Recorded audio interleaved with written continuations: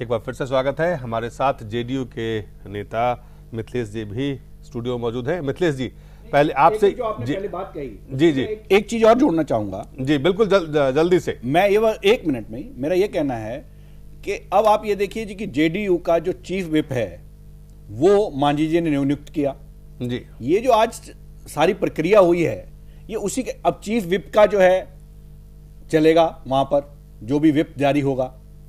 इस सारे खेल में जो इतनी कॉम्प्लिकेशन जो पैदा की है ये आखिर किसने की है, और इसके ऊपर न्यायालय या न्यायपालिका अगर वास्तव में लोकतंत्र की जो धज्जियां वहां उड़ रही हैं उस खेल को नियंत्रित करना चाहता है, इतना एक्टिविज्म आ गया अगर जुडिशरी में, तो मुझे लगता है कि जुडिशरी को इस पूरी प्रक्रिया को अपने हाथ में लेके वो एक इसकी संभव ये आप एक स्टेप और आगे जा रहे हैं जी। अब आगे आप पूछ सकते हैं जी। मिथिलेश जी, जो कुछ इस वक्त बिहार में, आपको क्या लगता है सत्ता इतना जरूरी था नीतीश कुमार के लिए कि ये तमाम स्थिति पैदा करे जहां तमाम तरह की संवैधानिक कठिनाइयां, सियासी जो आरोप प्रत्यारोप, जो सियासी एक ऐसी स्थिति बनी हुई है जहां कल पता नहीं किस तरह का माहौल, किस तरह का क्या होना है विधानसभा में। देखिए, सत्ता नीतीश जी की जरूरी नहीं थी। अगर सत्ता जरूरी होता तो सत्ता कुर्सी छोड़ते नहीं। एक ऐसे व्यक्ति को उन्होंने बैठाने का काम किया, सत्ता की कुर्सी देने का काम किया, जो एक महादलित परिवार से आता है। आज भारतीय जनता पार्टी का जो है उसकी नियत देखिए, वोट लेना चाहता है, लेकिन अब तक की वो स्पष्ट नीति निर्धारण नहीं किया है कि हम वोट देंगे या नहीं देंगे। नहीं, उन्होंने ऐलान कर दिया, नहीं देंगे, उन्होंने ऐलान कर दिया। आपको हम खबर बता दें कि बीजेपी का ऐलान हो चुका है, बीजेपी का फैसला है कि वो जीतन राम मांझी के समर्थन, उनको समर्थन कर रहे हैं। चलिए, नहीं, अब तक के जो अब तक के जो स्थिति है जी, वो स्थिति के अनुसार हम लोग जो है बहुमत सिद्ध करने जा रहे हैं। उसमें कोई अभी बहुमत आपको सिद्ध नहीं करना है, अभी मांझी जी को बहुमत सिद्ध करना है। आपको तो नहीं सिद्ध करना है, वो तो सिद्ध करने की कोशिश कर रहे हैं। मेरा सवाल था कि सत्ता क्या इतनी जरूरी, सत्ता की ऐसी क्या लालच, जरूरी नहीं था जी, क्या था, ये क्या है पूरी स्थिति जो लेकिन जिस टाइप सियासत को उनका वक्तव्य आया और बहकावे में आकर के जिस टाइप से उन्होंने अपनी जो है वो रणनीति तैयार किए, यह तो बर्दाश्त करने योग्य बातें नहीं थी जी, स्पष्ट। चलिए पुष्पेंद्र, ये मुझे लगता है कि जो जनता दल यूनाइटेड में कंफ्यूजन है, उनके प्रवक्ता यहाँ हैं, मैं कह रहा हूं कि वो अभी भी ये कह रहे हैं, क्या कहते हैं कि कल हमें बहुमत जो है साबित करना है, जबकि बहुमत साबित नहीं करना है। इनको अपोजिशन का दर्जा मिल गया है और कल इनको दूसरी जगह बैठना है, मांझी को करना है। मेरा सवाल यह है कि दिलीप, ये जो घटना है ना, इसके दो कारण, दो चीजें मैं देखता हूं। एक तो जो संवैधानिक है उस पर तो तमाम सारे, हिमांशु जी ने भी उसको विस्तार से कह दिया है। मुझे लगता है कि जो एक तत्कालिक है कि सत्ता पे कौन रहेगा, और दूसरा 8 महीने बाद के चुनाव।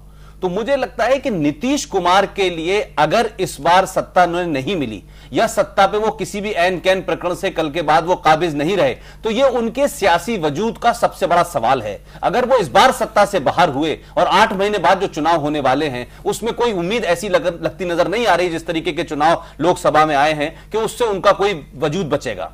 दूसरा, इस पूरी घटना के विक्टिम सबसे बड़े होने वाले हैं लालू प्रसाद। जिन लालू प्रसाद का अपना राजनीतिक पूरा जीवन जो था वो इतना लंबा चला और उसके बाद वो तमाम भ्रष्टाचार में फंसे, उनके लिए एकमात्र सेकुलरिज्म की दुकान का एक ही कंधा था नीतीश कुमार।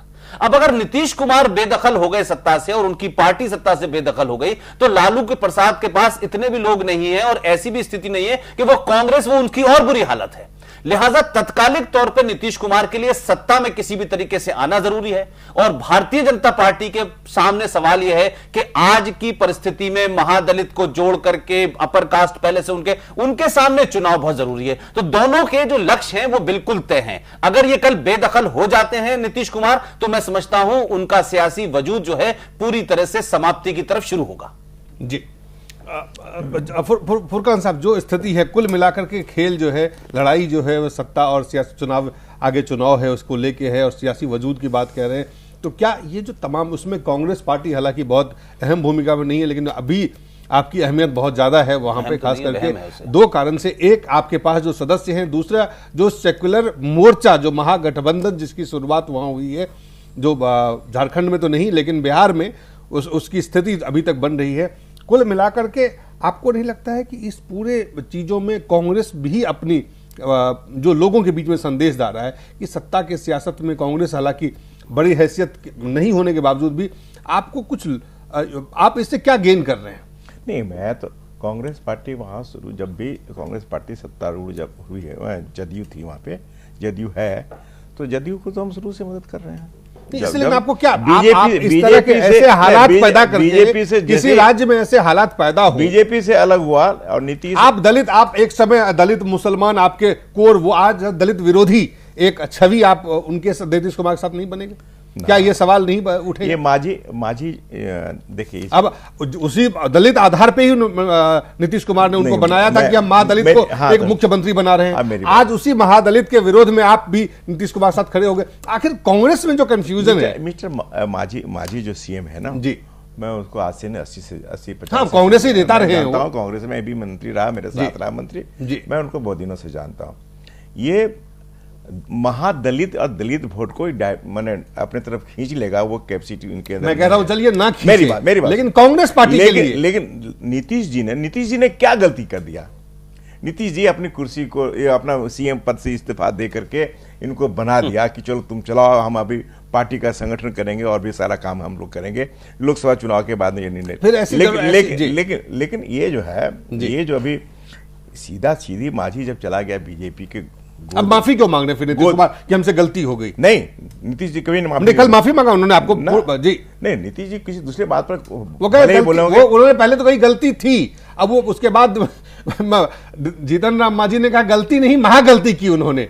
तो ये जो, और उसके बाद कल उन्होंने माफी मांगी है कि ये एक गलती उनसे हुई। नीतीश जी हो सकता है दिल्ली से प्रेरित हो गए होंगे, बिल्कुल, माफी से मुनाफा मिलता है जी, तो माफी के मुनाफे को, लेकिन कांग्रेस पार्टी की, हिमांशु जी, कांग्रेस पार्टी को कुल मिलाकर के झारखंड में मांगना चाहिए था, लेकिन पहले आप कांग्रेस पार्टी जल्दबाजी में ना, सब कुछ में जल्दबाजी,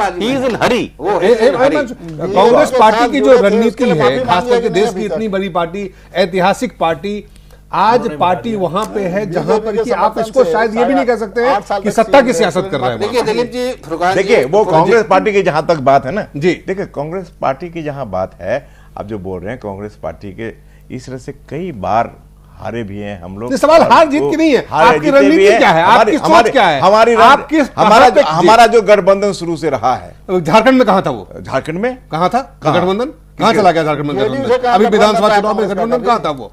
नहीं, मेरा झारखंड के साथ, जो झारखंड में जो गठबंधन मेरा आरजेडी और जदयू के साथ गठबंधन मेरा था, उससे पहले सरकार चलाते जेएमएम के साथ थे, उसके बाद अलग हो गए। तो कौन सा सेक्युलरिज्म है जहां आपको सूट करता है वहां आप चले जाते हैं, जहां सूट नहीं करता है, जहां आपको अपनी समझ, मैं वही कह रहा हूं, इतनी बड़ी पार्टी कांग्रेस पार्टी के लिए जेएमएम के साथ मेरा, मैं जेएमएम की बात नहीं है, मेरा सवाल है कि आज के साथ मेरा अलायंस, मैं अलग उस पर चर्चा कर दूंगा। मेरा सवाल है कि कांग्रेस जैसी बड़ी पार्टी के लिए रणनीति बनाना, उस पर चलना, आज ऐसी पार्टी हो गई है जहां नीतीश कुमार रणनीति बनाएंगे, लालू प्रसाद यादव रणनीति बनाएंगे, कांग्रेस एक फॉलोअर की तरह सिर्फ बिना सोचे समझे आप उसको लेके जा रहे हैं। इसके बावजूद बुनियादी कांग्रेस की बुनियादी, बीजेपी को समर्थन तो नहीं कर सकते, हम बीजेपी को समर्थन तो नहीं दे सकते, हमको देना ही है जदयू और आरजेडी को। पूछे एक इसमें ये भी जोड़ दें कि नीतीश कुमार के साथ, लालू के साथ आप बिहार में एक साथ खड़े हुए हैं, लेकिन वही नीतीश कुमार हरियाणा में कांग्रेस का विरोध करके लोकदल का चुनाव लड़ाने आते हैं, वही नीतीश कुमार दिल्ली में आप पार्टी का समर्थन करने आते हैं। ये अजीबोगरीब किस्म का है। वही नीतीश कुमार उत्तर प्रदेश में मुलायम के साथ गठबंधन करते हैं, कांग्रेस नहीं। कांग्रेस पार्टी एक दुनिया में ऐसी दगाबाज पार्टी हो गई है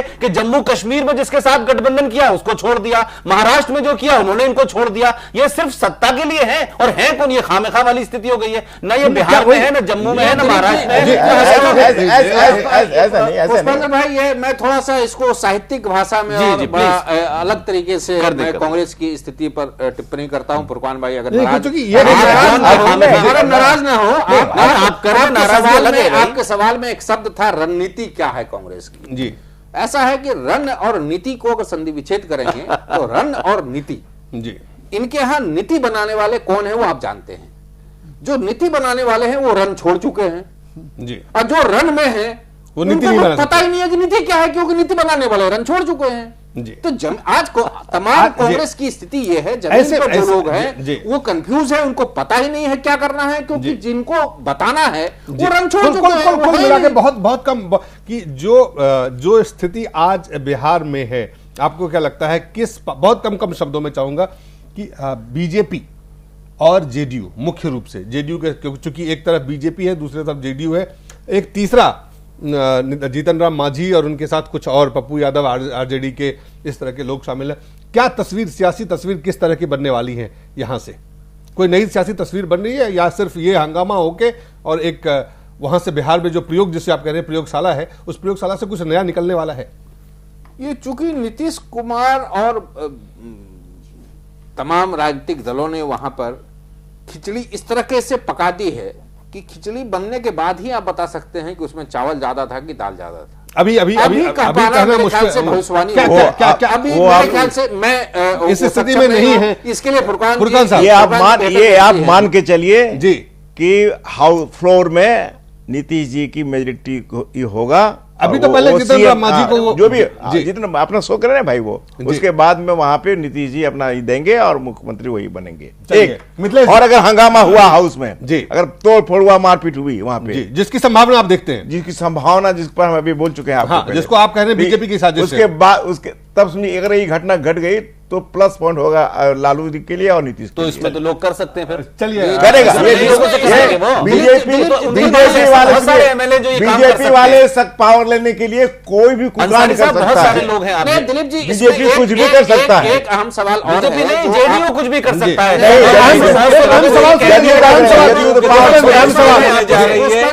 अहम सवाल इस पूरी परिस्थिति में एक अहम सवाल यह भी है और ये यक्ष प्रश्न है। आपने बार बार सुना होगा नेताओं को यह कहते हुए कि न्यायपालिका हस्तक्षेप करती है, विधायिका के कार्य में हस्तक्षेप करती है, एक्टिविज्म बढ़ गया है, जो आपके एक पैनलिस्ट भी कह रहे थे। आप बिहार के घटनाक्रम को देखिए, वही जा रहे हैं, हर दूसरे दिन कोर्ट में, हर कुछ दूसरे दिन आप कोर्ट में जा रहे हैं, खुद जा रहे हैं। कोर्ट ने कभी भी स्वमोटो नोट नहीं लिया है जी। आप विधायिका इतनी कमजोर हो चुकी है, आप असहाय खुद को दिखा रहे हैं जी। न्यायपालिका अगर हस्तक्षेप करती है तो आप कहते हैं न्यायपालिका जुडिशियल एक्टिविज्म है, लेकिन आप अपने आप को संभाल नहीं। क्या आप ये बताइए कि 60 साल की आजादी के बाद, संविधान बनने के बाद, क्या हमारे नेता इतने भी सक्षम नहीं है कि खुद का स्व नियंत्रण कर पाए, वो अपनी मर्यादा तय कर पाए, अपनी सीमाएं तय कर पाए? अदालत जाएंगे तो अदालत हस्तक्षेप करेगा। मैं एक बात कह रहा हूं, बिल्कुल। फिर आप ये कहते हैं कि नहीं अदालत हस्तक्षेप करती है। अरे अदालत, आप जाएंगे तो अदालत तो हस्तक्षेप करता है। मेरी बात, स्पीकर अगर जो हाउस के स्पीकर, मैं आपके इस बातों से ही मैंने इसको उठाया। मैं ये कह रहा हूँ, स्पीकर जो है जी, स्पीकर अगर न्यायपूर्ण जो एक्ट के मुताबिक वो अगर डिसीजन लेते हैं तो न्यायपालिका का अभी नहीं ले रहे थे, कहीं न कहीं उसमें कुछ एरर था, एरर रहा है जिसके चलते हुआ। आपको याद होगा, सुनिए, आपको याद होगा, पार्लियामेंट के याद होगा आपको 22 एमपी को जो है समय का, पार्लियामेंट बाद में चलेंगे। मिथिलेश जी, हंगामा होना तय है? नहीं, ऐसी कोई बातें नहीं है। अगर मान लीजिए कि भाजपा की तरफ से अगर होता है जी, जेडीयू की तरफ से नहीं होगा, कोई संभावना नहीं है। जेडीयू की तरफ से नहीं होगा, कुछ नहीं। जेडीयू की तरफ से कोई हंगामा नहीं, कोई हंगामा नहीं, कोई हंगामा नहीं होगा, ये आप कह रहे हैं? ये भाजपा की तरफ से हो सकता है, मांझी की तरफ से हो सकता है, बारे में कि हंगामा नहीं करना। और हम लोग जेडीयू की तरफ से हंगामा नहीं होना, ये बात तय कर रहे हैं। बिल्कुल से हम लोग जो है जी, जेडीयू को जितना करना था कर चुका। चलिए थोड़ी करना था। जो कल नजरें, कल तमाम लोग देखेंगे, देश में की निगाहें होंगी कि किस तरह से चीजें वहां पे होते, जो स्थिति बनी हुई है, जिस तरह से आज कुल मिलाकर के इसमें से बीजेपी के लिए और महागठबंधन के लिए क्या निकल के आ रहा है इस स्थिति से? देखिए, जो गठबंधन या महागठबंधन है, तो बहुत विचित्र ऐसी बातें होती है कि आश्चर्य होगा। एक तरफ झगड़े हो रहे हैं, टूटन हो रही है, एक तरफ दूसरी तरफ बोलेंगे कि हम गठबंधन कर रहे हैं। ये पता नहीं इसे कि जनता दल परिवार को यूनाइट करने का इन्होंने मुहिम शुरू की थी, उस मुहिम का रिजल्ट हुआ कि जनता दल विभाजित हो गया। जनता दल यू विभाजित हो गया। तो ये जो महागठबंधन है, ये शब्द पर ही मुझको एतराज है। चलिए, महागठबंधन में जो भी अभी नीतीश के समर्थन में जितने लोग खड़े हैं उसको अगर देखें तो क्या निकल के उनके लिए क्या अभी जो संख्या है उसके हिसाब से तो नीतीश कुमार बहुत कंफर्टेबल पोजीशन में दिखाई पड़ रहे हैं, लेकिन उनके चेहरे के भाव से लगता है कि वो बहुत भारी संकट में है। यानी अपनी संख्या जो बोल रहे हैं वो समर्थन उनको विधानसभा में मिल जाएगा। आपको लगता है कि रात चीजें बदल सकती हैं, फ्लो में जाते जाते? जैसे कि आरजेडी है, आरजेडी में बहुत असंतोष है। अगर आरजेडी के 12 विधायक, जैसी की सूचनाएं हमको मिल रही है, लोग बतला रहे हैं, अगर अलग हो गया, सुनिए तो ये भी आ रहा है कि लालू यादव भी पूरी तरह से उनके मन से उनके साथ नहीं है, नीतीश के साथ। क्योंकि पप्पू यादव के बारे में एक खबर आई है तो लालू यादव का उस पर कोई रिएक्शन ही नहीं है। आरजेडी के अध्यक्ष हैं, उनको पप्पू यादव को कुछ कहना चाहिए था, उनके बारे में कुछ कहना चाहिए था, कुछ मैसेज देना चाहिए था, कुछ सवाल पूछना चाहिए था। तो उनकी जो चुप्पी है उसको तो आरजेडी के जो लालू से जो नजदीकी लोग हैं उन लोग को बोल रहे हैं कि वो भी पूरी तरह से नीतीश कुमार के साथ नहीं है। तो अगर ऐसा है तो वास्तव में नीतीश कुमार बहुत भारी संकट में है, भले वो 130-135 विधायक साथ होने का दावा कर ले। आपको लगता है कि ये स्थिति जो बात आप कह रहे हैं कि पप्पू यादव एक तरफ से बैटिंग कर रहे हैं जीतन राम मांझी के लिए और नीतीश कुमार के लिए, जो उनका अब तक उनको ये स्थिति बना के रखा है कि नीतीश कुमार उनके लिए चुनौती भी रहा है लालू प्रसाद यादव के लिए, लालू यादव और नीतीश कुमार। लेकिन अभी कोई विकल्प है नीतीश का लालू के पास? लालू के पास तो एक विकल्प है कि अगर नीतीश की राजनीति खत्म हो जाती है तो ये लालू के लिए फायदे की चीज रहेगी। क्या लालू खुद चुनाव लड़ नहीं सकते हैं? भाई तो लालू, लेकिन उनकी पार्टी है, उनकी पार्टी को देखिए कितने परसेंटेज वोट मिले थे जी। नीतीश कुमार का जो गठबंधन था उसको अंदर के सियासत, अंदर में ये सियासत आप देख रहे हैं कि कल ऐसी स्थिति पैदा हो सकती है। इसमें है कि लालू यादव ने दोनों ऑप्शन खुला रखा है। अगर नीतीश कुमार की जीत हो जाती है तो भी लालू के लिए जीत है, लालू के लिए फायदा होगा। लालू कहीं हमारी जीत है और लालू के परिवार का कोई एक व्यक्ति डिप्टी चीफ मिनिस्टर बन सकता है। अगर नीतीश कुमार हार जाते हैं तो फिर लालू है जो महादलित का गरीब का लाइन ले लेंगे कि भाई हम तो पहले ही से बहुत खिलाफ थे, लेकिन क्या करें, नीतीश ने इतनी जिद की। क्या वो फायदा तब फायदा करेगा कि जब एक बार आपने स्थिति पैदा कर दी? लालू यादव के पास क्या बोलते हैं वोकेबलरी है जी, वोकेबलरी है लालू यादव की। देखिए लालू जी की राजनीति ऐसा नहीं है कि गोपनीय होती है, उनकी राजनीति से हर व्यक्ति वाकिफ है, वो किस तरह की राजनीति करते हैं। लालू यादव जी के लिए आज की तारीख में सबसे बेहतर परिस्थिति जो है, और वही वो स्वीकार कर रहे हैं, नीतीश रहे लेकिन कमजोर रूप में जी।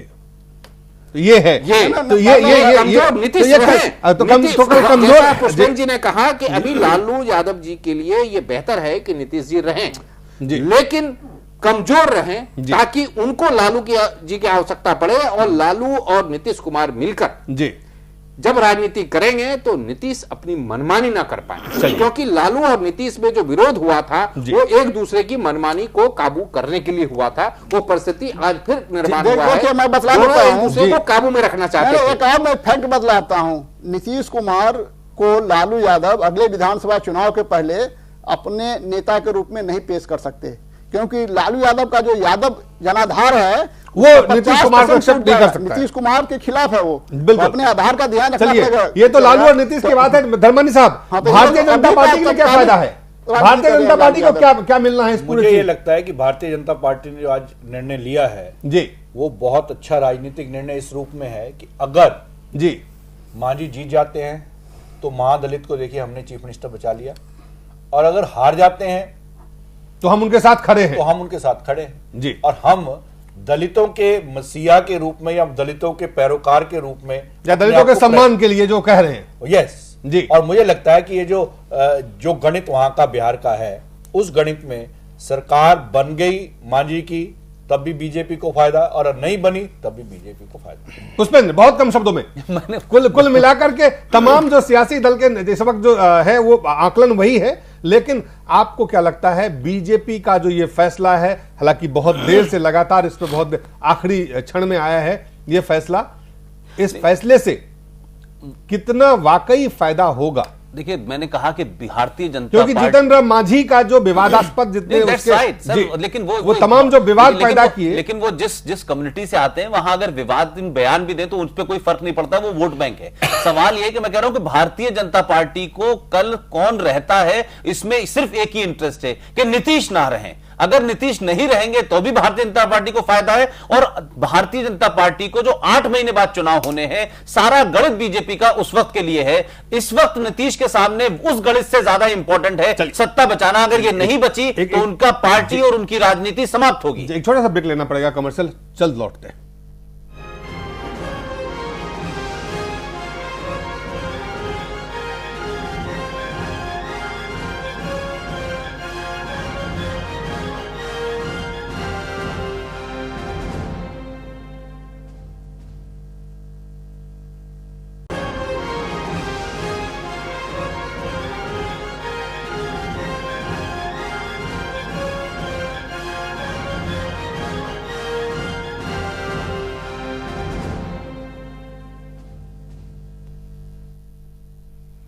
घटना चक्र में आप सबका बहुत बहुत स्वागत है। सबसे पहले आज का एजेंडा। बिहार विधानसभा में मांझी के विश्वास मत से पहले सियासी दांव पे तेज। बड़ा सवाल, सत्ता के सियासी खेल में कितनी सुरक्षित रहेंगी संवैधानिक मर्यादाएं। और लंबे इंतजार के बाद आखिरकार झारखंड में रघुवर दास मंत्रिमंडल का हुआ विस्तार। 6 नए चेहरे मंत्रिमंडल में किए गए शामिल। 2 विषय है, एक बिहार और दूसरा झारखंड। झारखंड में लंबे इंतजार के बाद रघुवर दास सरकार में मंत्रिमंडल का विस्तार किया। 6 नए मंत्रिमंडल, 4 बीजेपी से और 2 वो जो जेवीएम से टूट के आए थे और जो शामिल हुए। और इसके साथ ही जो असल सवाल आज का है वो है बिहार का। बिहार में लगातार एक के बाद एक घटनाक्रम, सियासी घटनाक्रम है। आज भारतीय जनता पार्टी ने तय किया है कि वो मांझी के समर्थन में विधानसभा के फ्लोर पे उनके पक्ष में मतदान करेंगे, उनके समर्थन में वो है। इससे पहले भारतीय जनता पार्टी का बिहार विधानसभा में जो विपक्ष का पद था, जो पार्टी मुख्य विपक्षी दल के रूप में उनकी हैसियत खत्म हो गई, वो दल है जो सत्ता में, जेडीयू पहली बार ऐसी स्थिति बनेगी कि सत्ता में भी और विपक्ष में भी ये भी एक स्थिति बनी हुई है। और अभी जो कुछ आरोप प्रत्यारोप का दौर पेच, सियासी दौर पेच जो कुछ चल रहा है उसको समझने का हम प्रयास करेंगे। हमारे साथ हमारे स्टूडियो में फुरकान अंसारी साहब है, कांग्रेस के नेता है। मिथिलेश प्रसाद जी हमारे साथ जुड़ेंगे, जेडीयू के नेता हिमांशु शेखर चौधरी हैं, वरिष्ठ पत्रकार। उपेंद्र प्रसाद जी वरिष्ठ पत्रकार। पुष्पेंद्र कुलश्रेष्ठ जी हैं और हमारे साथ और भी मेहमान जुड़ेंगे। छोटे से पहले, सबसे पहले छोटे छोटे प्रतिक्रिया लेते हैं। शुरुआत करते हैं उपेंद्र जी, जो कुछ बिहार में आप देख रहे हैं, क्या हो रहा है इस वक्त, आप क्या देख पा रहे हैं? अभी देखिए, बिहार में अभी जो हो रहा है जी, वो होना ही था। मैंने पहले भी कहा था कि भारतीय जनता पार्टी है जो समर्थन करेगी जी मांझी सरकार को, और समर्थन कर रही है। अभी एक है कि जो जनता दल के नेता, जो घटनाक्रम है, जो बीजेपी के विपक्षी दल के रूप में हट जाना, वहां पे बीजेपी का आज आके आखिरी वक्त पे ऐलान करना, पप्पू यादव के टेप को रिलीज किया जाना, तो ये जो तमाम घटनाक्रम है, ये कल के जब ये विधानसभा के फ्लोर पे जो कुछ होने वाला है उसके बारे में क्या आप देख रहे हैं, कैसे देख रहे हैं? देखिए, विधानसभा के फ्लोर पर तो एक हंगामा होगा, बहुत हंगामा। हाँ, देखेंगे कि जो भारतीय जनता पार्टी के विधायक हैं जी, वो हंगामा करेंगे कि हमसे मुख्य विपक्षी दल का ओहदा छीना क्यों। वो ये सवाल खड़ा करेंगे कि जो पार्टी सत्ता में है वही पार्टी विपक्ष में कैसे हो सकती है, क्योंकि जो मांझी सरकार में जो मंत्री, ये बीजेपी की रणनीति को आप देख रहे हैं। क्योंकि मांझी सरकार के जो मंत्री हैं वो अभी भी जनता दल यू के सदस्य हैं। मांझी जी को तो निकाल दिया गया है जनता दल यू से, लेकिन उन लोगों को सस्पेंड किया गया है, मंत्रियों को। तो जो सस्पेंडेड विधायक होता है वो सदन में उसी के साथ बैठता है, वो अलग नहीं होता, उस पर व्हिप भी लागू होता है और प्रैक्टिकली वो उसी का होता है जब तक एक्सप्लेन नहीं किया गया हो। तो भारतीय जनता पार्टी हंगामा करेगी, जनता दल के विधायक हंगामा करेंगे कि जो अभी भाषण पढ़ रहे हैं राज्यपाल, ये माइनॉरिटी गवर्नमेंट का लिखा हुआ है। तो जो माइनॉरिटी गवर्नमेंट है, मांझी सरकार है, उसका लिखा हुआ अभिभाषण ये कैसे पढ़ रहे हैं, उस पर वो सवाल खड़ा करेंगे। तो जनता दल की तरफ से हंगामा होगा, जो नीतीश कुमार का जनता दल है, और बीजेपी की तरफ से हंगामा होगा। तो ये हमें लगता है कि कल शुरुआत से ही हंगामा होगा, जब से भाषण पढ़ना शुरू करेंगे उसी समय से हंगामा होगा। और ये क्या स्थिति हो सकती है, हमें लगता है कि आपको अंसारी साहब बेहतर बतला सकते हैं, क्योंकि ये उन्होंने बहुत नजदीक से देखा है कैसे प्रोसीडिंग होती है। चलिए अंसारी साहब से पूछते हैं कि क्या क्या देख रहे हैं, जिस तरह से लगातार ये सियासी दाव पेच, सियासी आरोप प्रत्यारोप, तमाम चीजें चल रही है, लगातार जारी है और कोई भी पार्टी इसमें किसी तरह की कोताही नहीं बरत रही है कम से कम। देखिए ये महसूस हम लोग कई दिनों से कर रहे थे कि ऐसा हो सकता है, और अगर नीतीश को वहां बहुमत मिलता है, स्पीकर अगर फ्लोर पर अगर ये कराते हैं तो ठीक है। विपक्ष में है पार्टी, सत्ता लेकिन स्पीकर भी उन्हीं का है एक तरह से। स्पीकर उनका है, लेकिन अगर स्पीकर कराते हैं ईमानदारी से कि भाई किनकी संख्या बेसी है क्या है, वो कराते हैं तो ठीक है। अगर हंगामा विधानसभा में कराते हैं तो भी नीतीश के लिए ठीक है। दोनों ही हालत में जो है स्थिति आप क्या देख रहे हैं? आपको इस बात का अनुभव है कि अभी, क्या स्थिति जो कुछ इस वक्त तक घटनाक्रम है, इसके बाद मैं घटनाक्रम को जो देख रहा हूं, हंगामा कराने की पूरी उन लोगों की साजिश चल रही है। किनकी? वो बीजेपी वालों की। बीजेपी की साजिश है। हाँ, इसमें जेडीयू की साजिश नहीं आपको नजर आती? जेडीयू को तो यूज कर रहा है ना ये। कौन? उसी के माथे पर बेल फोड़ रहा है, उसी के कंधे पर सवार करके ये फायरिंग कर रहे हैं ये जी। बस मांझी है और उसके साथ जो भी जदयू के 5-10 आदमी, जो भी 12 आदमी है वही लोग जी, तो वो उसी को सामने रख करके वो फायरिंग कर रहे हैं के पर। जी। आप कह रहे हैं कि जो कुछ होना है उसके लिए कल जो हंगामा हो सकता है वो बीजेपी की साजिश है वहां पे। बिल्कुल। जी। अच्छा, जेडीयू जो हंगामा करेंगे वो भी बीजेपी की साजिश के कारण? नहीं, वो तो बीजेपी की साजिश की वजह से जदयू हंगामा क्यों करेगा? जेडीयू हंगामा नहीं करेगी, इनका मानना है उनका तो जो बजट हंगामा ही है। होगा विधानसभा में वो भारतीय जनता पार्टी के साजिश के तहत होगा, ये कहना है फुरकान अंसारी साहब का। कांग्रेस के नेता हिमांशु जी, आप जो घटनाक्रम है अब तक, जो स्थिति बनती है, तमाम घटनाक्रम, हर समय लगातार परिवर्तन भी है और परिवर्तन के साथ साथ चुनौतियां भी है, सियासी एक दूसरे के लिए बढ़ती जा रही है, सियासी विरोधी एक दूसरे पर आरोप भी लगा रहे हैं। कुल मिलाकर के सबकी नजरें टिकी हुई कि कल क्या होगा। जी दिलीप जी, आज के घटनाक्रम पर टिप्पणी करने से पहले मैं थोड़ा सा कुछ अलग हटके कहना चाह रहा हूं। भारत के संविधान के निर्माताओं ने भी नहीं सोचा होगा कि इस लोकतंत्र को कभी नीतीश कुमार मिलेगा। आज नीतीश कुमार जो कर रहे हैं वो हमको लग रहा है, जितने भी संविधान के ज्ञाता हैं, लोकतंत्र के जानकार हैं, वो जनादेश को अपनी जागीर समझ बैठे। संविधान की मर्यादा, संविधान की धाराएं उनके लिए लागू नहीं होती हैं, क्योंकि वो राज्य के ऐसे कर्णधार हैं जो राज्य की तस्वीर बदल सकते हैं। तस्वीर बदलने की जो उनका जज्बा था, वो आप देखिए कि वो राष्ट्रपति के यहां आते हैं, परेड करते हैं, 130 विधायकों के साथ होने का दावा करते हैं और ये गुहार लगाते हैं कि हमारे साथ अन्याय हो रहा है, समर्थन हमारे पास है। और वही नीतीश कुमार राज्यपाल पर ताबड़तोड़ हमले करते हैं। वही नीतीश कुमार अब जब उनकी डिमांड क्या था, डिमांड यह थी कि हमको सदन में, हमारे पास संख्या बल है, सत्ता हमारे हाथ में होनी चाहिए। एक तरफ तो आप राज्यपाल से मिले, आप कह रहे हैं कि हमको आमंत्रण दीजिए, दूसरी तरफ राष्ट्रपति के पास गुहार लगाते हैं, तीसरी तरफ आप कहते हैं कि हम विपक्ष में हैं। अरे ये क्या कर रहे हैं आप? संविधान निर्माताओं ने भी नहीं सोचा होगा कि लोकतंत्र में ऐसी परिस्थिति भी पैदा हो सकती है, आज जो नीतीश कुमार ने पैदा की है। मुझे यह लग रहा है कि जो होना था वो तो होके रहेगा, और होना यह था कि बिहार ने राजनीति में एक से एक विभूतियां दी हैं जी। देश उस पर गर्व करता है और बिहार हर समय प्रयोग के लिए जाना जाता है। कभी सकारात्मक राजनीतिक प्रयोग के लिए जाना जाता है, कभी वो सकारात्मक होता है, कभी नकारात्मक होता है। उपेंद्र जी बेहतर रहे हैं, उन्होंने बिहार में लंबे समय तक पत्रकारिता की है, वो नस नस से वाकिफ है बिहार की राजनीति के। कल या पिछले 7 दिनों से जो हो रहा है, ठीक है, बीजेपी को फुरकान साहब चूंकि राजनीतिक व्यक्ति हैं, इनको पूरा अधिकार है कि बीजेपी पर हमला करे ये, लेकिन जो कुछ हो रहा है तो इसमें बीजेपी कहां से जिम्मेवार है? बीजेपी एक राजनीतिक दल है, हर मौके को अपने पक्ष में करने के लिए वो सत्ता पक्ष के लिए जितनी मुश्किलें खड़ी करनी हो सकता है वो खड़ी करने का हर प्रयास करेगा।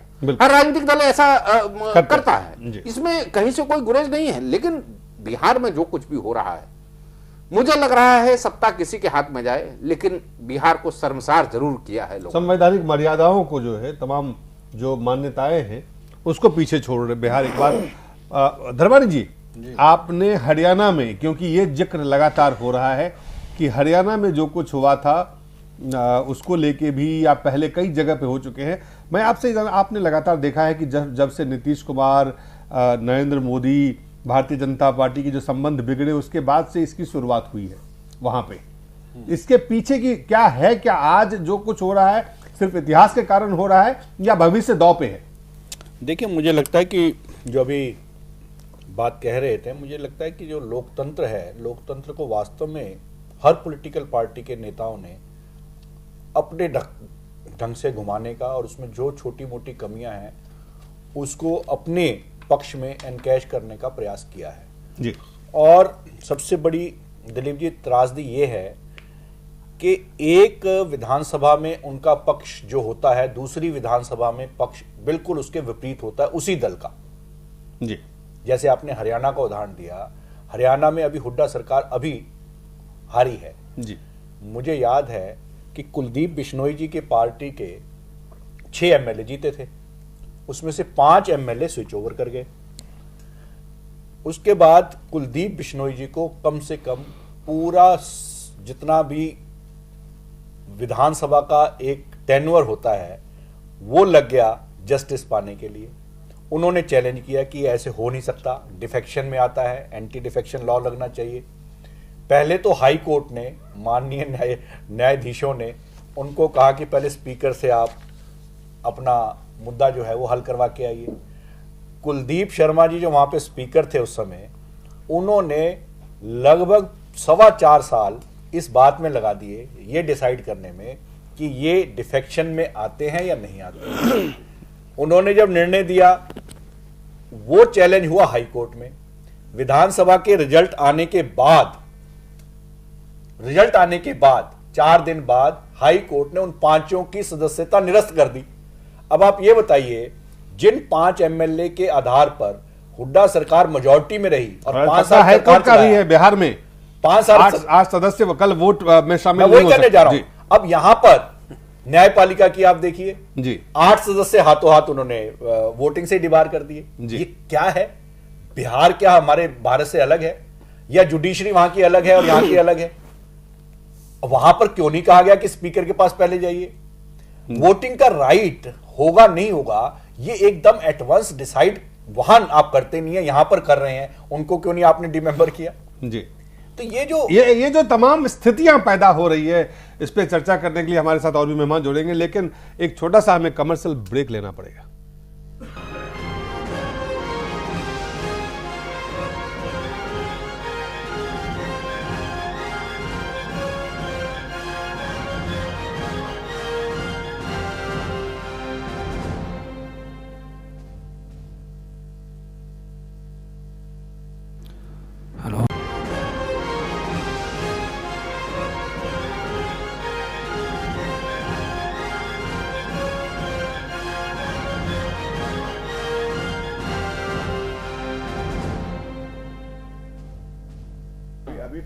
एक बार फिर से स्वागत है घटना चक्र में आपका। हम चर्चा कर रहे हैं बिहार में जो ताजा स्थिति है और कल किस तरह की स्थिति हो सकती है। सबसे एक अहम सवाल, तमाम पैनलिस्ट जो हैं हमारे स्टूडियो में हमारे साथ जुड़े हुए हैं, उनका मानना है कि हंगामे की स्थिति हो सकती है और हंगामे की स्थिति में अगर जीतन राम मांझी विश्वास मत हार जाते हैं तो क्या होगा, और अगर जीत जाते हैं तो क्या होगा, क्योंकि जीतने के बाद क्या नीतीश कुमार और उन्होंने चूंकि दावा किया है कि उनके पास ज्यादा विधायक का समर्थन है, तो वो क्या करेंगे, वो कहां जाएंगे फिर।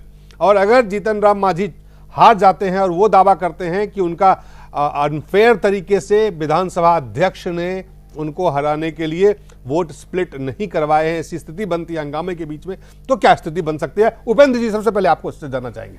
देखिए, एक तो स्थिति है कि कॉन्स्टिट्यूशनल ब्रेकडाउन की स्थिति बन सकती है जी, और वैसी हालत में धारा 356 का इस्तेमाल होता है। अगर कॉन्स्टिट्यूशनल क्राइसिस हो, कॉन्स्टिट्यूशनल ब्रेकडाउन हो जी, तो राज्यपाल है जो रिकमेंड कर सकते हैं राष्ट्रपति शासन का। Can BJP afford that? तो लेकिन अभी इसमें समस्या यह है कि अगर राष्ट्रपति शासन हो भी जाता है, इम्पोज हो जाता है, तो फिर उसको लोकसभा से और राज्यसभा से पारित करवाना होगा। राज्यसभा में भारतीय जनता पार्टी को बहुमत नहीं है, एनडीए को बहुमत नहीं है, तब उसके लिए समस्या है कि बिना पार्लियामेंट में बहुमत के, राज्यसभा में बहुमत के अगर उसको घोषणा कर देते हैं, तो एक बार बिहार में ऐसा हो चुका है जी कि हटा दिया गया था, फिर बाद में पार्लियामेंट में वो पास नहीं हो पाया, तो राबड़ी देवी की सरकार रिस्टोर हो गई थी। जी बिल्कुल। तो बिहार में इसके उदाहरण है। तो इसीलिए खतरा ये है कि वो उस कॉन्स्टिट्यूशनल क्राइसिस का, कॉन्स्टिट्यूशनल ब्रेकडाउन का हवाला देकर के राष्ट्रपति शासन लगाना भी रिस्की काम है। तो अगर इसलिए मांझी सरकार जब गिरती है तो फिर उसको मुंड गणना इसको बोलते हैं जी। विधायकों की मुंड गणना करनी पड़ सकती है राज्यपाल को, जो कि उन्होंने पहले नहीं किया। वो प्रोविजन है। हाँ, नहीं, वो तो मुंड गणना करने के बाद ही शपथ ग्रहण करवाएंगे। प्रोविजन बिल्कुल नहीं है, मुंबई केस में क्लियर है। जो बात उपेंद्र जी कह रहे हैं, देखिए जो किसी भी हालत में सदन के अंदर ही परीक्षा हो सकता है, बम्बई सदन के बाहर नहीं है, राजभवन में नहीं हो सकता है। नहीं, सदन के बाहर हो ही नहीं सकता। चौधरी जी, बम्बई केस है वो उसके लिए, जो मुख्यमंत्री के लिए, जो सिटिंग चीफ मिनिस्टर है उसके लिए, कि अगर कोई मुख्यमंत्री बना हुआ हो तो उसके बहुमत का फैसला राज्यपाल नहीं करेंगे, विधानसभा करेगी। लेकिन अगर कोई मुख्यमंत्री नहीं बना हुआ हो, काउंटर क्लेम होने की स्थिति में क्लेम राज्यपाल क्या क्लेम करेंगे, राज्यपाल देंगे टाइम की, जाइए आप अपना सिद्ध करिए विधानसभा के अंदर। नहीं, वैसा नहीं है। देखिए, जब तक वो कोई मुख्यमंत्री ही नहीं है, नया मुख्यमंत्री किसी को बनाना है, तो जो बनाना है और पहले से नहीं एग्जिस्ट कर रहा, तो उसके लिए वो बम्बई के आपको ये दिख रहा है कि गेंद जो है वो राज्यपाल के पाले में जा सकता है यहाँ। हाँ, उसके बाद राज्यपाल के पास चला जाएगा, फिर राज्यपाल अगर विधानसभा में चीजें फेयर तरीके से नहीं हुई तो। हाँ, फेयर तरीके दोनों हालत में राज्यपाल को फैसला लेना है।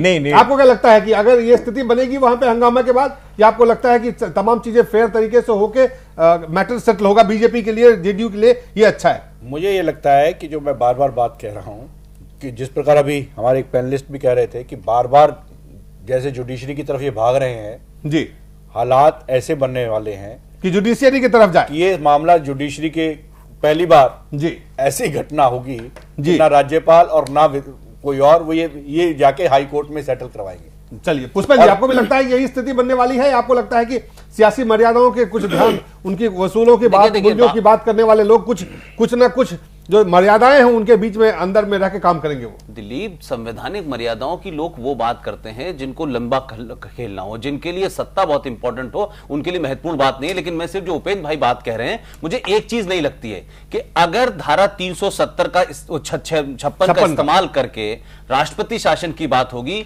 मैं मानता हूं कि भारतीय जनता पार्टी जितनी बुरी तरह जख्मी दिल्ली में हुई है, उसके बाद धारा 356 लगाने की वो सोचेगी नहीं, क्योंकि उनको पता है कि जो हालात उनके दिल्ली में हुए हैं वही हालात वहां होंगे, और वो बिहार में 6 महीने में ऐसा कुछ नहीं कर पाएंगे जिसकी वजह से वोटर हो और सत्ता की एंटी इनकम्बेंसी का सारा सरदर्द बीजेपी को झेलना होगा। तो हंगामे के बाद चाहेगी कि हंगामा हो, लोग देखें और उसके बाद, लेकिन मीडिया अलाउड नहीं है, मीडिया अलाउड नहीं है। नहीं, वो जो भी होगा बाहर तक तो आ जाएगा ना। लेकिन भारतीय जनता पार्टी कहीं इस स्थिति में, मुझे नहीं लगता कि जो भारतीय पार्टी के रणनीतिकार हैं वो धारा 356 का इस्तेमाल करने की तरफ बढ़ेंगे। दिल्ली की चोट बड़ी गहरी लगी है जी। फुरकान साहब, जो हंगामा अगर हो और हंगामे में अगर स्पीकर के जो उनका वर्किंग है उस पर अगर सवाल उठे तो फिर कहां से चीजें ठीक होगी? देखिए, वो स्पीकर तो मांझी का पहले लेंगे कि आप बहुमत सिद्ध करो। नहीं, अगर हंगामा यदि होगा जी, तो ये बात मान के चलिए कि नीतीश जी या लालू जी या कांग्रेस जो भी उनके साथ जो एक हम लोग का गठबंधन है जी, वो हाई कोर्ट नहीं जाने वाला है। कोर्ट में मामला नहीं जाने वाला, नहीं जाएगा हाई कोर्ट। एक गवर्नर को कहेगा कि हमें मेजोरिटी शो करने की जो इजाजत दीजिए, मैं बहुमत में हूँ। अगर गवर्नर नहीं चाहेंगे, देख रहे हैं कि गवर्नर नहीं चाहेंगे कि नहीं हम नहीं देंगे, you go to the court, तो ये कोर्ट जाने वाले ये लोग नहीं है, जाएंगे पब्लिक के बीच में, पब्लिक में जाएंगे। जो इनका आप ये देख रहे हैं कि सीधा उसके बाद कोर्ट नहीं, फिर जन अदालत में जाएंगे। कुल मिलाकर उसका नतीजा हंगामा के बाद की स्थिति क्या हो सकती है अगर हंगामे के बीच में? फुरकान साहब चूंकि इसलिए कह रहे हैं कि ये काफी दिनों से बिहार की राजनीति से दूर हैं, झारखंड की राजनीति जी, झारखंड की राजनीति में हैं जी। कोर्ट ये नहीं जाएंगे, ये जिस दावे के साथ कर रहे हैं, तो हो सकता है कि ख्वाहिश हो सकती है, ये जानकारी नहीं हो इनको, क्योंकि हर बार नीतीश खेमा ही कोर्ट गया है जी। अगर आप डेवलपमेंट देखें इस पूरी प्रक्रिया में, हर बार हर परिस्थिति में नीतीश खेमा कोर्ट गया। उसके लिए पीके शाही परमानेंट बैठे हुए हैं जो इन सारी चीजों का कामकाज देख रहे हैं जी। इसलिए देखिए, सबसे बड़ी चीज यहां पर यह हो गई है, जो आप करें कि क्या होगा, जो मुझे समझ में आ रहा है कि कैसे होगा मुझे पता नहीं, लेकिन जिस तरीके से पप्पू यादव और आरजेडी के विधायकों की भी समर्थन की बात आ रही है, नहीं जानते हैं क्या? नहीं, एक सेकंड, पप्पू यादव को कब से जानते हैं? मुझे ये लग रहा है कि हो सकता है, और जिस तरह की परिस्थिति बन रही है और जिस तरह के प्रलोभन देने की बात हो रही है, हो सकता है जेडीयू के भी, जैसे बता रहे हैं कि चीफ व्हिप भी नियुक्त कर दिया गया है, हो सकता है कि, और मुझे पूरी संभावना लग रही है कि मांझी जी की सरकार कल बचेगी, और बचने के बाद बीजेपी मांझी जी से ही स्वेच्छा से 1-2 महीने के अंदर चुनाव कराने का रिकमेंडेशन करवाएंगे और चुनाव जल्द होगा। नहीं, वो संख्या नहीं है, वो संख्या इस वक्त नहीं है, वो संख्या इस वक्त मांझी और बीजेपी के साथ में नहीं है। इस वक्त वहां पर बिहार में किस वक्त क्या होगा ये कहना मुश्किल है। नहीं, वक्त से वक्त के बाहर है, आप सुनिए, बाहर बात सुनिए, जो बात कह रहे हैं ना, जो नंबर ऑफ एमएलए है ना, वो जो है ना, वो बॉर्डर लाइन पे नहीं है, काफी डिस्टेंस है। आप कह रहे हैं काफी नीतीश का बहुत ज्यादा आगे है। एक चीज साफ है, नीतीश कुमार जिस जल्दबाजी से गवर्नर के यहाँ 130 लोगों को लेके भागे, उनको भी पता है कि एसआर मुंबई का केस कहां है और विधानसभा के अंदर होगा। फिर वो राष्ट्रपति आए, उन्होंने पूरे देश को ये दिखाने की कोशिश की कि 130 मेरे साथ हैं। ये उनके अंदर के आत्मविश्वास जो हिला हुआ है, ये उसको दर्शाता है। जो हिमांशु भाई बात कह रहे हैं वही है वो ये बार बार। और आप ये देखें कि मांझी साहब, जिनके बारे में लोग कह रहे हैं नहीं है, गिर जाए, मांझी जी कहीं भी नहीं ऐसा नजर नहीं आते बॉडी लैंग्वेज से कि उनको लग रहा है उनकी सरकार गिर जाएगी। अगर नीतीश कुमार इतने ही ज्ञानी और संविधान के जानकार थे तो दिल्ली में लेकर के क्यों आए थे? सबको मालूम था कि दिल्ली में तमाशा क्यों कर रहे हैं। वो मीडिया के सामने करना चाहते थे, वही गवर्नर के सामने करना चाहते थे। संवैधानिक तौर पर उसका कोई अर्थ नहीं था। चलिए, अब हमारे पास चूंकि समय, हमारे पास बहुत कम समय रह गया, एक छोटा सा और ब्रेक लेना पड़ेगा। ब्रेक के बाद जल्द वापस लौटते हैं। स्पीकर की जो भूमिका है ना, इसके तो अच्छा,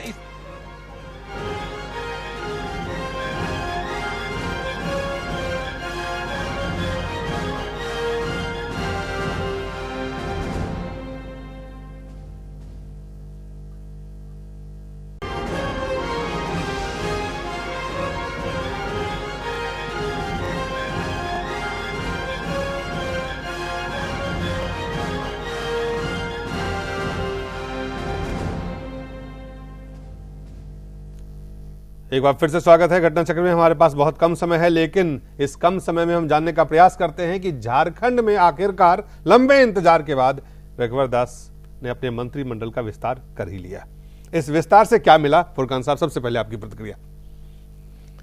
विस्तार इनकी बाध्यता हो गई थी, विस्तार इनको करना ही था, इसलिए नहीं, ये तो स्वाभाविक था। हाँ, इतना लंबा चीजें दुरुस्त होंगी, इतना लंबा गैप। लेकिन जो विस्तार हुआ है, ये हमको लगता है कि ये झारखंड के लिए अच्छा है। काफी माने स्थिति ठीक नहीं है अंदर से। क्या स्थिति बिगड़ हमको लगता है कि वो ये मंत्रिमंडल का एक्सपेंशन करके जी रघुवर जी थोड़ा कमजोर हो जाएंगे। कैसे हो जाएगा? हाउस पे देखिए कैसे मैंने कुछ तो बता। आप जब कह रहे हैं उसका जो आंसू वाले जो लोग हैं ना जी, वो नाराज हो गए, नाराजगी शुरू हो गई जी। चलिए, उसमें नाराजगी शुरू हो गई जी, और बीजेपी से भी नाराजगी शुरू हो गई। चलिए बीजेपी में जो ट्राइबल से एमएलए हैं जी, उसको इस मंत्रिमंडल विस्तार में ये ख्वाहिश है या बाकी खबर है? नहीं, जो अंदरूनी बात है वहां की मैं बता रहा हूँ। एमएलए जिन लोग बता रहे हैं, जो एमएलए की जानकारी है, हमें अर्जुन मुंडा से जो जानकारी मिली है जी, आप अर्जुन मुंडा को कोट कर रहे हैं। आप अर्जुन मुंडा को कोट कर रहे हैं, वो भारतीय जनता पार्टी के। बिल्कुल कोट कर रहा हूँ। आप ये कह रहे हैं कि वो रघुवर दास के लिए आप अर्जुन मुंडा पर निशाना साध रहे हैं या बीजेपी पे? अर्जुन मुंडा। उपेंद्र जी, जो कुल मिलाकर के लंबे इंतजार के बाद विस्तार हुआ और उसमें से जो टूट के आए थे उनको भी मंत्री बनाए गए, यहां से झारखंड की अच्छी शुरुआत आप देख रहे हैं इस विस्तार से? देखिए, सरकार में विधायकों में कुछ असंतोष तो है ही, लेकिन जो स्प्लिट करवा करके जो मर्जर करवा लिया है, उसके कारण अस्थिरता आ गई है सरकार में। तो इसलिए हमें नहीं लगता है, थोड़े बहुत असंतोष बने रहेगा, विक्षुब्ध गतिविधियां भी बनी रहेगी। हमें लगता है कि ये पहली है जो अस्थिर सरकार झारखंड को आज के बाद से मिल रही है। इससे चीजें बेहतर होंगी। हाँ, इससे चीजें बेहतर होगी क्योंकि मुख्यमंत्री थोड़ा कॉन्फिडेंस के साथ काम करेंगे। मिथिलेश जी से भी रिएक्शन लेते हैं। मिथिलेश जी, चीजें बेहतर होगी झारखंड में? हाँ, तो अब हालांकि आप स्टेक होल्डर नहीं बचे हैं वहां पे, टाइप से लोग तोड़ फोड़ किए हैं जी, तो भाई मजबूती के लिए नहीं। चलिए, तोड़ फोड़ किए हैं, मजबूती के लिए किए हैं। धर्मानी साहब, हम समझते हैं अंदर कलह जो है जी, वो थोड़ा सा गहराया भी है जी। कलह, आप कलह को गहराते हुए देख रहे हैं धर्मानी साहब? ये मुझे लगता है कि जिस प्रकार मेजॉरिटी में अब सरकार पहली बार आई है जी, और जो रघुवर दास जी की वहां पे छवि है, जिस प्रकार का उनका पिछला राजनीतिक जीवन रहा है, मुझे लगता है कि ये सरकार अच्छे काम करेगी और मजबूती से काम करने की ओर बढ़ना चाहिए जी। पुष्पन जी, कुल मिलाकर के इस देखिए, आप ये मान के चले कि झारखंड बिहार साथ साथ थे, और जो स्थिति वहां होती रही है, जो आज कल घटना वाला है, जिसको कह रहे हैं कि देश में ये पहली बार घटना ऐसी होने जा रही है कि स्पीकर भी विरोधी दल का होगा बिहार में, और इसी झारखंड के अंदर हमने देखा देश में पहली बार कोई एक इंडिपेंडेंट आदमी मुख्यमंत्री बन जाता है। सवाल यह है कि भारतीय जनता पार्टी के अध्यक्ष अमित शाह और नरेंद्र मोदी ने पूरे चुनावी रैली में पूर्ण बहुमत मांगा था। सवाल यह है कि उनको पूर्ण बहुमत जनता ने नहीं दिया, लेकिन ये 6 लोग जो झारखंड मुक्ति मोर्चा से लेकर के जेवीएम से सॉरी, तो मैं ये कह रहा हूं कि कुल मिलाकर बात यह है कि भारतीय जनता पार्टी की वो इच्छा जो चुनाव में पूरी नहीं हुई उसके बाद हो गई है, और झारखंड जैसे राज्य के लिए जहां स्थिरता इतनी ज्यादा हो, ये उस राज्य के लिए अच्छा है। अब उसमें जेडीयू क्या कहती है, आरजेडी क्या कहती है, इनकी स्थिति बिहार में और झारखंड में ऐसी हो गई है कि अपना दुख और दूसरे के सुख का दुख, इनकी समस्या यह है। नहीं देखिए, दो स्थिति है। इसमें अब जो एक बात जोड़ेंगे जी कि भारतीय जनता पार्टी की चेहरा जो है झारखंड में भी सामने झलक गया, जैसे आज बिहार में जिस टाइप से जी, और आपका चेहरा सजाए आफ्ता आदमी जिसने लाल लोकसभा से उसको जाना पड़ा, उसके साथ आप गठबंधन करते हैं। जो है पुष्पेंद्र जी हरियाणा में झारखंड को देखिए, नेता की पैदा हुआ है,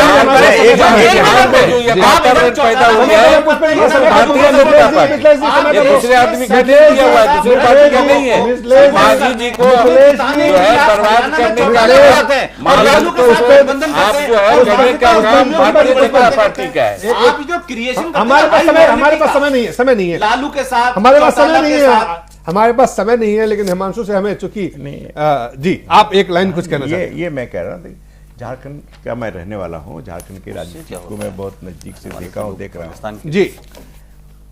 झारखंड में जो एमएलएज हैं आज की तारीख में, और जो पहले पिछले दिनों में रहा है 14 साल के अंदर जी, जितना लोगों में अस्थिरता है, एमएलए में हो या नेताओं में, कब कहां जाएगा इसका कोई ठिकाना नहीं है।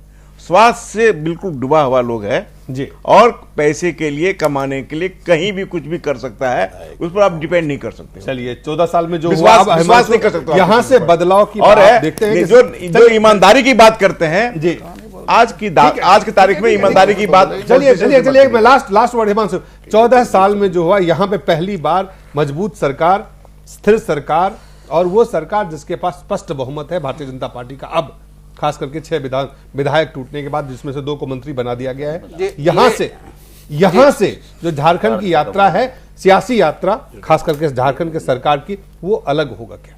देखिए दिलीप जी, मैं आपको ध्यान होगा आप ही के स्टूडियो में जब ये विलय की बात आई थी तो मैंने बड़ी तारीफ की थी कि एक राज्य हित में एक बहुत बेहतर काम हुआ है कि अब तक जो अनिश्चितताएं राजनीति में होती थी वो खत्म हो गया। अब कम से कम 5 साल की सरकार राज्य पहली बार देखेगा जी।